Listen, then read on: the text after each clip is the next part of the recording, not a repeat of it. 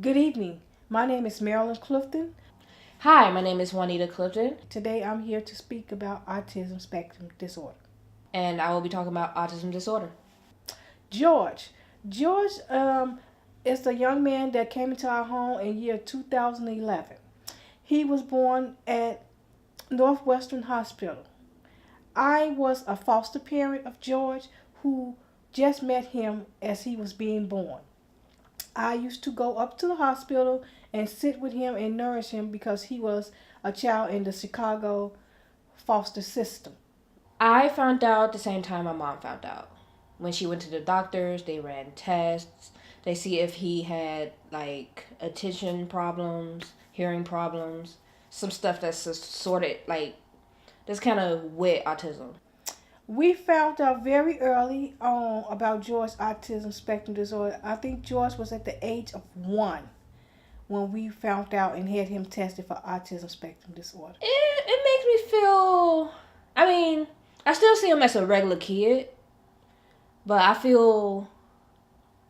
I don't know. I just know I love him. He's my brother. You know, I feel sad sometimes that he won't have like normal experiences like normal kids, but I still see him as a normal kid, just special. I feel some sadness, some happiness because I know now that what he has, and I didn't know beforehand, and now that I learned how to deal with autism and living with autism in a special way. In the beginning, George was normal. He was a normal baby. He cried like a normal baby, ate like a normal baby. Then, as he got older, things started to change. He didn't like the texture of food. He didn't like bright lights or loud sounds. He couldn't look me in the eye. It was just these small things that I noticed.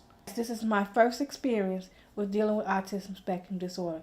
George is not my birth child, but I took him in as my own, and I'm willing to deal with that. It's a big role to adopt a child with a disorder because he's still a normal child to me. Whatever diagnosis that he has, he's a good child.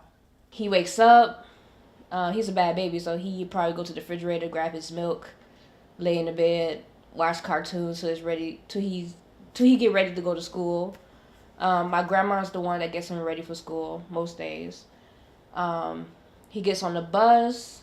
He goes to school. I know he got therapists at school that help him with his speech therapy, and um, but then when he comes home, it's kind of like the same thing. He goes to the fridge, grab his bottle, grab some of his toys, or he get into some trouble, rip up paper. I understand the stuff that my mom told me about like um, how to play with him when like have him look you in the eye or um, that he doesn't like certain foods because of the texture or the color.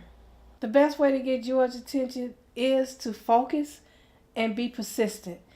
Loud noises don't get to George. I think the best way to get George's attention is stand firm and look into his eyes where he can pay attention to you. Look at him. Come on, George, let's play. Let's play, George. See? Let's play. Yeah, let's play, George. Let's play. What you want to play? Let's do patty cake. Let's do the patty cake. George, okay, he hears you, but he chooses not to listen.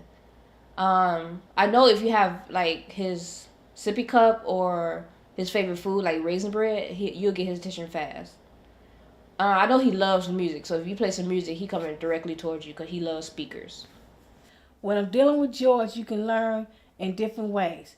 George is an autism spectrum disorder. It's a more of a sensory autism, sounds, different behavior, new people.